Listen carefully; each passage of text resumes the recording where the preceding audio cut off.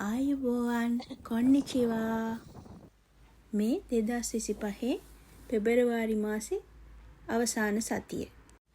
ඒ කියන්නේ ජපානයේ සීත කාලේ, තද සීත කාලේ ඉවර වෙලා රස්නි කාලේට ටික ටික ලං වෙන කාලේ. අපි මේ ලෑස්ති වෙන්නේ අපේ යාළුවොත් එක්ක එකතු වෙලා වැදගත් වැඩක් කරන්න.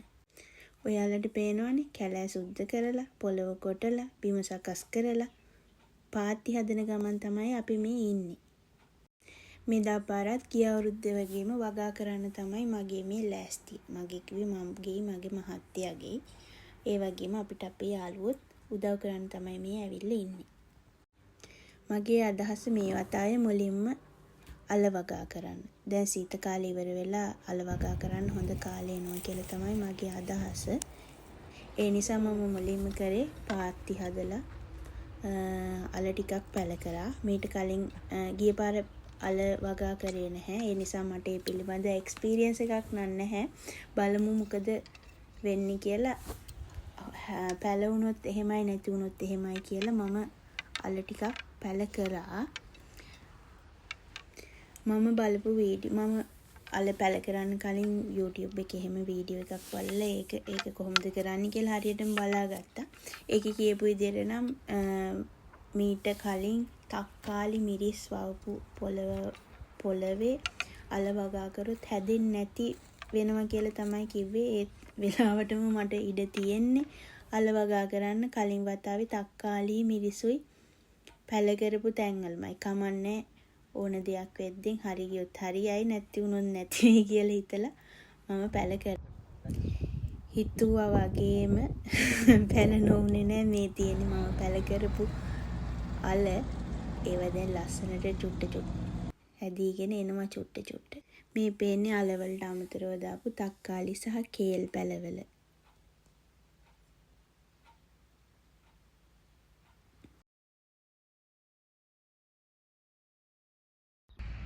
මට විශේෂ වැඩක් නැති දවසට මම උදේම 7කට එනවා. දවල් එනකොට හුඟක් අවුව වැටෙන නිසා වැඩි කරන්න අමාරුයි. දැන් උදේ 7:00ට 8ට විතර ඇති.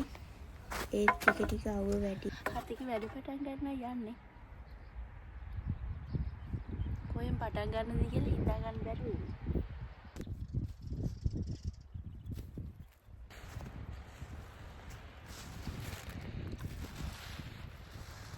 ඔයාලා දන්නවනේ ජපානය කියන්නේ ඉතින් කාර්මික අතින් දියුණුයි වගේම කුෂි කාර්මික අතිනුත් ඒ හා සමානවම දියුණුයි.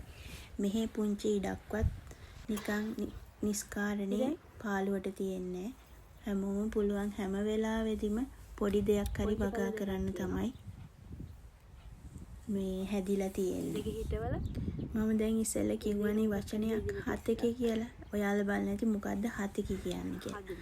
සාමාන්‍යයෙන් මෙහි ජපන් භාෂාවෙන් කියන වචනයක් තමයි වගා කරන ඉඩම් වලට. මම හරියට මේක එහෙම තේරුම දන්නේ. අපි මේ වගේ මේ වගා කරන පොඩි ඉඩම් කොටස් වලට කියන්නේ හතක කරනවා කියලා තමයි. මම ඒ ගැන හරියටම හොඳට ජපන් දන්න කෙනකින් අහලා කියන්නම්. මම දැන් මේ කරන්නේ මම හිතාගෙන ඉන්නවා මෙතන ලස්සනට බෝංචි, දඹලයි, මෑකරළුයි පැල කරන්න. ඒව පැල කරන්න නම් මෙහි අර දැන් ඒව වැල් වගේ යන නිසා උඩට යන්න ඕනේනේ. ඒ නිසා මම හිතුවා මොකක් හරි මැස්සක් වගේ ගැව්වොත් හොඳයි කියලා. මේ කලින් ගිය අවුරුද්දේ කලින් වතාව කියන්නේ 2024 අපි මේ හදපු මැසි ගහපු ඒ වගේ ඉතුරු ලී වලින් මම මේ පාරත් ඒව ප්‍රයෝජනෙට ගන්නවා කියලා හිතලා තමයි දැන් මේ අමාරුවෙන් ගිනි කාස්ට් එකේ වලවල් හදාගෙන ඒව හිටවන්න හදන්නේ. මේ හරියට ආයුධත් නැහැ, පොළව කොටා ගන්න විදියකුත් නැහැ. පොළව මේ ගොඩක් තද නැහැ, බුරුල්. හරිම පොළව කොටනකොට හරිම සෞම්‍යයි. ඒ වුණාට අවුවත් එක්ක හරියට උපකරණයක් නැතුව කොටන්න ගියාම අමාරුයි.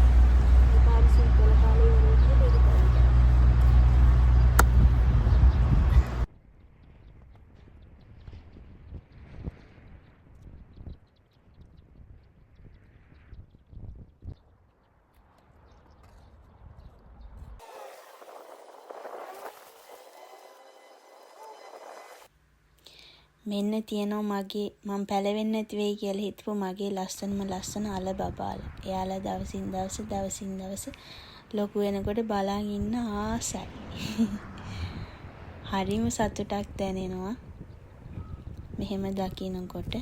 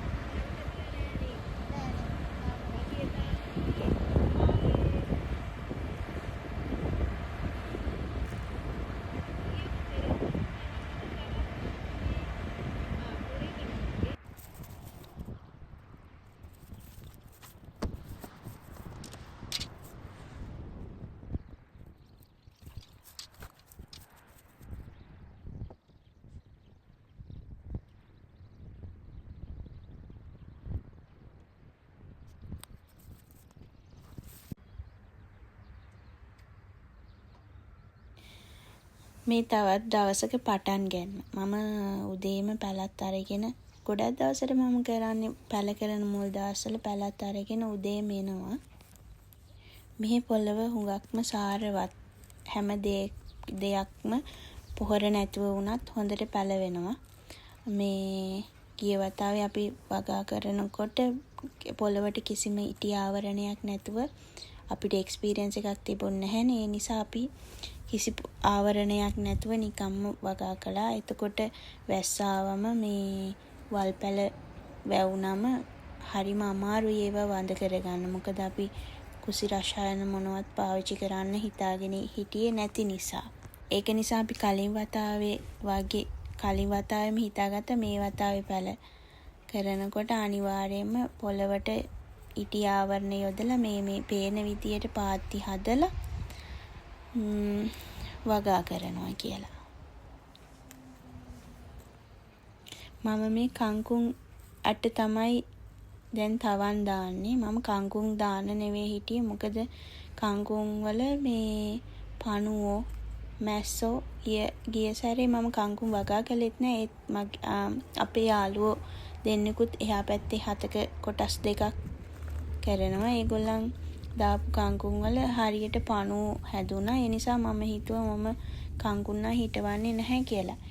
ඒත් ඉඩ තිබුණ නිසා හිතුණා කමක් නැහැ මේ පාර මොකක් හරි ක්‍රමයක් යොදලා කංකුම් ටිකකුත් පැල කරනවා කියලා. මේ දැන් මම ওই පැල කරන්නේ කරවිල වලටත් මම මැස්සක් පුළුවන් ඉඩක් තිබුණ වෙලාවේ හැදුවා.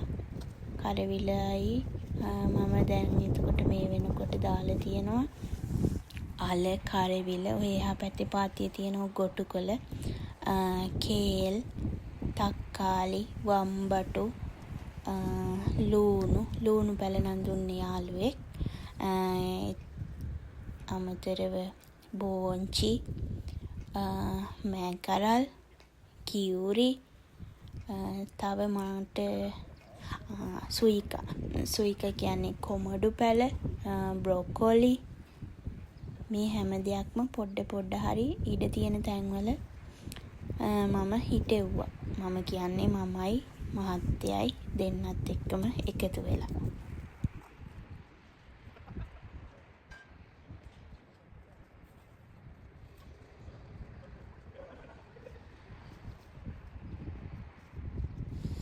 කියන්න අමතක වුණානේ. තව තියෙනවා මාළු මිරිස්, බණ්ඩක්කා, බීට්රූට් නම් ගොඩක්ම වගා කරලා තියෙනවා. දම්බල ඇට ලංකාවෙන් ගෙනෙල්ලා පැල කරාට මේ පැලුනේ නැහැ. මම අපහු තවන් දැම්මා. මොකක් වෙයිද කියලා කියන්න බෑ ඉතින්. ගිය වතාවේ අපි වට්ටක්කා බතල එහෙමත් දැම්මා. අපිට මේ තියෙන සුළු ඒ කියන්නේ තියෙන කොටසේ ඉඩම් කොටසේ ඒ වගේ දේවල් වගා කළොත් අනිත් ඒවට ඉඩ නැතුව යනවා. ඒ නිසා මේ වතාවේ වට්ටක්කා වගේ ලොකු ඇල් යන දේවල් වගා කරන්නේ නැහැ කියලා මම හිතුවා. අපි මෙහි ජීවත් වෙනකොට අපිටම කියලා ඉතින් ගෙවල් ඉඩම් නැහැනේ. අපි පොඩි ඇපාර්ට්මන්ට් එකක තමයි ඉන්නේ. ඒකේ මිදුලක් නැහැ. මල් පෝච්චි කීපයක් විතරක් තියාගන්න පොඩි ඉඩක් තියෙනවා. ඒ වුණාට ඉතින් ලොකු ආසාවක් තිබුණා මොන හරි අපිටම කියලා එහෙම වගා කරන්න. කවුරුත් කැමතිනේ මේ පැල හිටවන්න. ඒක නිසා අපි මේ දැන් වගා කරන්නේ මෙහි රජයෙන් මේ එහෙම පැල කරන්න කැමති අයට හිස් ඉඩම් කොටස් කුලී පදනම මත අවුරුද්දකට ගෙවලා ගන්න පුළුවන්. ඒ කියන්නේ අවුරුද්දෙන් අවුරුද්ද මේ රිනිව් කර අපිට ඒකට සල්ලි ගෙවලා මේ තියාගන්න පුළුවන්. ඒ විදිහට තමයි අපි මේ කොටස ගත්තේ. අපිත් එක්කම අපේ එහා පැත්තේ ඉඩම් කොටස් දෙක අපේ මේ යාළුවෝ දෙන්නෙක් තමයි වගා කරන්නේ. පුළාන් හැම වෙලාවකම අපේ යාළුවොත් ඇවිල්ලා අපිට මේකට උදව් කරනවා. එහෙම තමයි ඉතින් මේක අපි දිගට කරගෙන යන්නේ.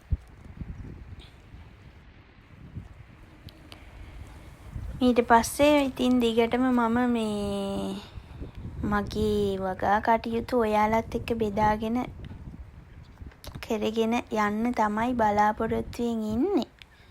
මම මේ පැල ලස්සනට ලොකු වෙනකොට ඒ හැම වීඩියෝ එකක්ම මගේ YouTube channel එකෙන් අරගෙන එන්න හිතාගෙන ඉන්නවා. බලමු කොහොම වෙයිද කියලා. දැන් ඉස්සරහට හුඟක් රස්නි කාලේ එනවා, වැස්ස කාලේ එනවා.